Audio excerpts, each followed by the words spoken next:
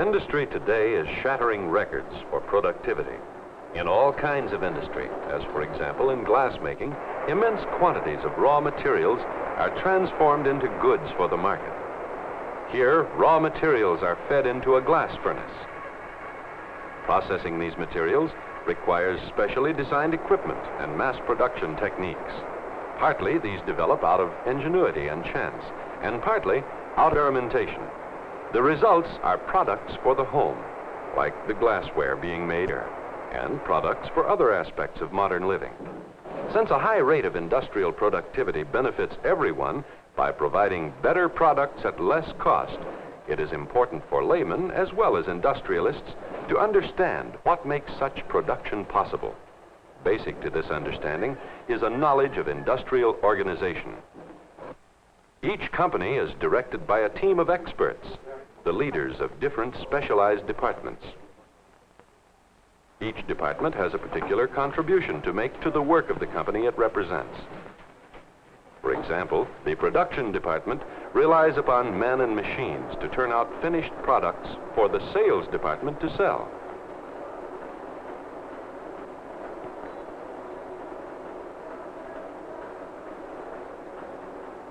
In addition to production and sales, a purchasing department buys necessary raw materials, parts, and machines, and a financial department accounts for and finances all purchases. It also takes an engineering department to design and test equipment intended to increase the daily output of each worker and decrease drudgery. But newest of all the departments to gain a position of eminence in industry is research.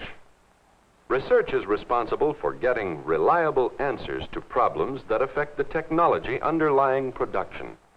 Setting up experiments and intelligently interpreting the data revealed by these experiments is an important part of this research, which leads to improvements in old products, development of new products, and reduced costs for consumers. Industrial research concentrates on discovering facts that can be applied. Products of research are commonplace. They could be pictured in many different settings. But because of the universal use of glass products, the glass industry is selected as background for this story of progress. Glass in its many different forms provides one of the most versatile substances ever devised by man. In the home, it takes such different forms as windows, draperies, decorations, and tableware. One of the common forms is molded glass. Molding processes are used to make bottles and hundreds of varieties of glass containers to package goods for the market.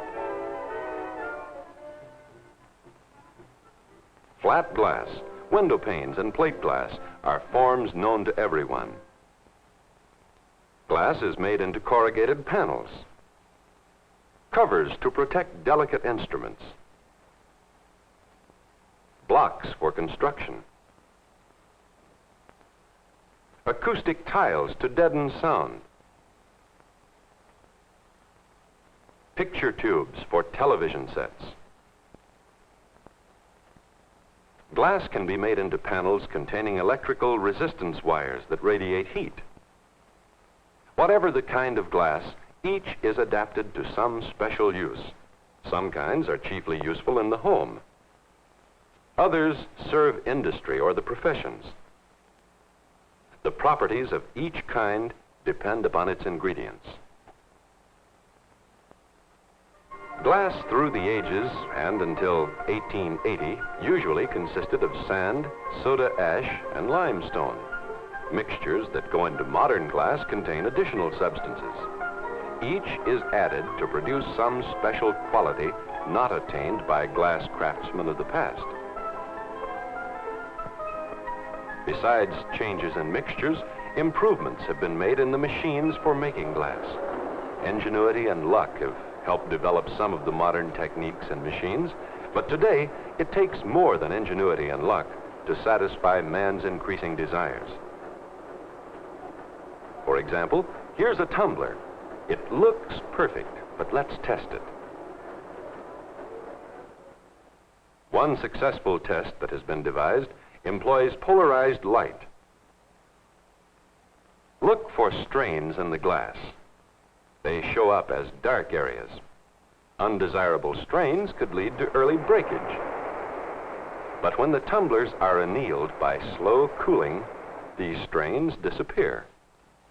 This superior product is the result of experimental work. All systematic investigations of glass are relatively recent. Otto Schott, a German chemist, is often considered the first man ever to initiate a systematic program of research in glass. Schott's experiments were planned to improve the mixtures used to make lenses. About 1880, he began his work. He added different oxides to the customary formulas of sand, soda ash, potash, and lime. His work led to improved kinds of glass. Some of his glasses, together with others developed by his successors, make possible the high degree of perfection in modern optical equipment used to provide sharp visual images. During Schott's long life and through the intervening years, research has repeatedly demonstrated its importance. All of the fundamentally new uses for glass, as well as many of the improvements in the old, have resulted from research.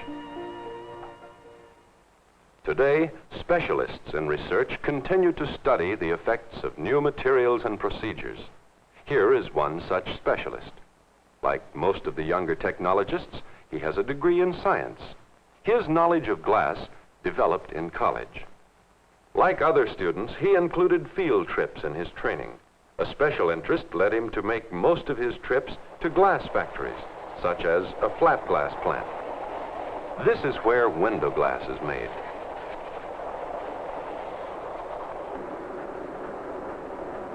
Raw materials are received by the carload. The sand, soda ash, lime, and other raw materials are measured into batches to be melted. Huge containers transport the mixtures to the furnaces. Periodically, a batch of raw materials is added to the other tons already being melted. A large furnace like this may hold several hundred tons at one time. Heat released by burning gas produces a temperature of about 2,700 degrees Fahrenheit. The heat transforms the mixture from its solid form into a molten, sticky mass. The molten glass moves from the furnace as a continuous ribbon. Knurled rolls maintain the proper thickness of this ribbon-like sheet. After passing through a cooling tunnel, the sheet is cut into sections. These sections, to be used in windows, are clearer and better than ever before. It's difficult to imagine how life would be without this product. Almost everyone has need for window glass.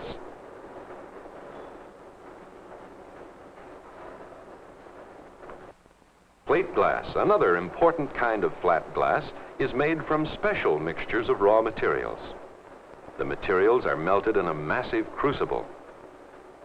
Once the melting temperature is reached, the batch is ready for pouring. The molten glass passes through rollers and forms a plate. Unfinished plates are sometimes called blanks. As soon as they have cooled, the blanks are ready for finishing.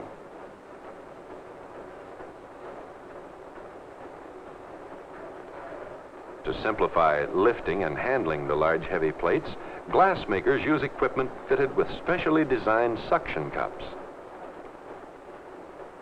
Finishing means grinding and polishing. These processes remove any roughness on the surfaces of the rolled plate. After the final polishing, the surfaces are so flat that each is almost a perfect plane. These plates are thicker than ordinary window glass and permit vision with very little distortion.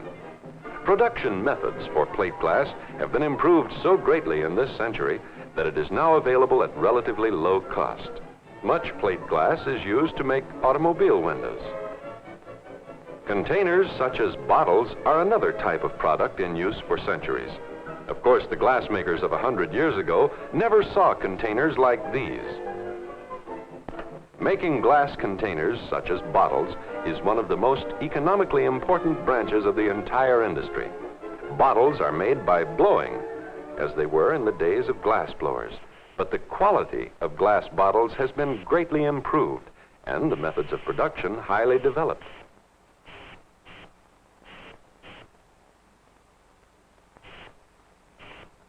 Today, containers are not only better than ever before, but they are produced at rates that would astound glassmakers of even half a century ago.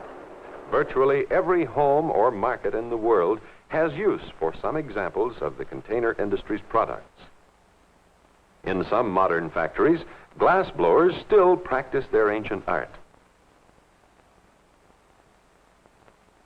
No amount of systematic research or ingenuity has yet devised machines and procedures for making certain types of glassware. Glass blowers follow techniques handed down by generations of their predecessors. Precision and craftsmanship result from long years of experience. Here, a volumetric flask is being blown by using a blow mold. Glass blowers make equipment like this flask for the laboratories of science. But like any hand operation, their output is limited. Wherever possible, machine production replaces this colorful art. Much of the laboratory wear of today is made by modern high-speed mechanical means. Even tools like these are changed as experiments reveal ways of doing the work more efficiently. Marking products like graduated cylinders requires precision machinery.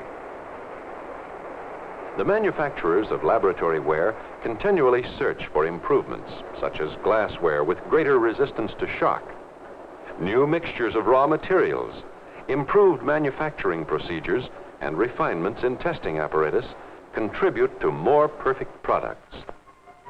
Most glass products have benefited from research, but some are direct results of research, such as glass blocks.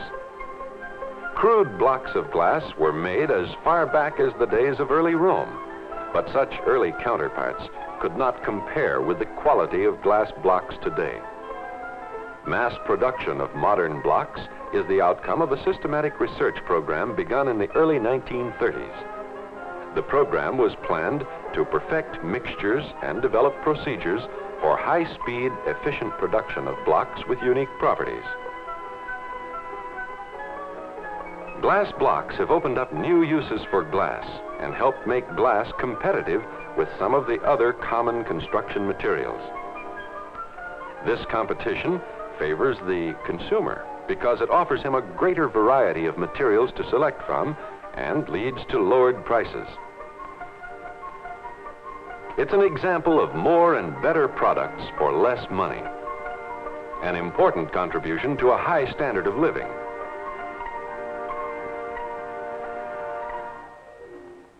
Glass fibers, like glass blocks, have been known for centuries, but were merely curiosities until recently.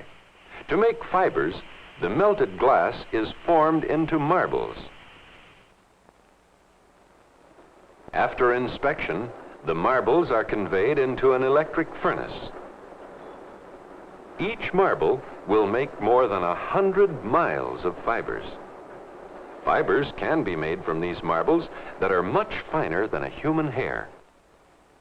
Transformation into fibers for textiles depends upon molten glass flowing through fine holes in a platinum trough.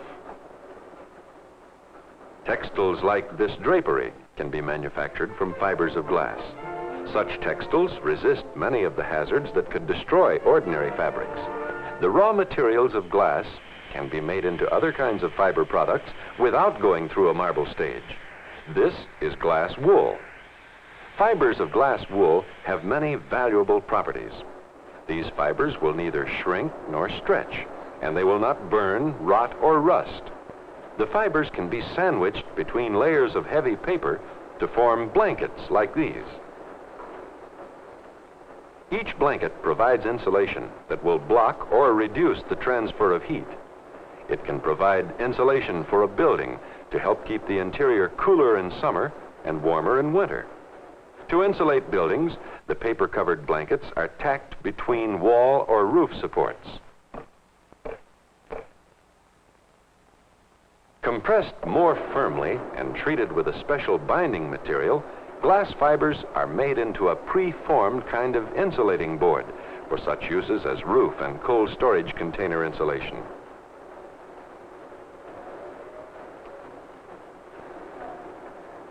Other types of fiber wool bats are used as insulation in appliances designed either to exclude or retain heat. Treated in other ways, fibers of glass can be made into insulation that deadens sound from automobile or aircraft engines. Retainer mats and separators for storage batteries. Pre-formed coverings for pipes. And filters for air conditioning and forced warm air heating systems. And here is a special use. This is a bulletproof vest which contains for its armor plastic sheets reinforced with glass fibers. Vests like this have saved many fighting men from vital injury in combat. In these and other ways, research helps lead from the old to the new in glass by developing better products for modern living. The practical value of research in glass is demonstrated in many settings. For example, improved optical glass has meant improved spectacles, and improved spectacles mean greater enjoyment while reading, driving, or using our eyes in other ways. Optical glass makes possible the fine lenses of cameras. More perfect lenses for microscopes contribute to the development of virtually all the sciences. The microscope reveals objects too small to be seen by the eye alone, such as this reproductive action of a one-celled animal. Nearly all aspects of biology have profited by the use of optical glass. There is always the challenge of problems yet unsolved. For example, who will discover a cheap method of extracting aluminum from clay? An ordinary clay brick contains about 1/2 pound of aluminum, but no one knows how to extract it economically. Or who will learn to harness the power of the waves, extract more of the valuable elements in seawater, or use energy directly from the sun? Who will be first to conquer outer space? Who will be the next to convert some glass mixture into a new and unique product for the market? Progress in glass, as in industry generally, becomes increasingly dependent upon research. The results of systematic experimentation may not often be as spectacular as in this production of electric lamp bulbs, but inevitably, research leads to more products at less cost to serve the needs of more people. Industry is learning to use research effectively and is thereby helping raise our standard of living.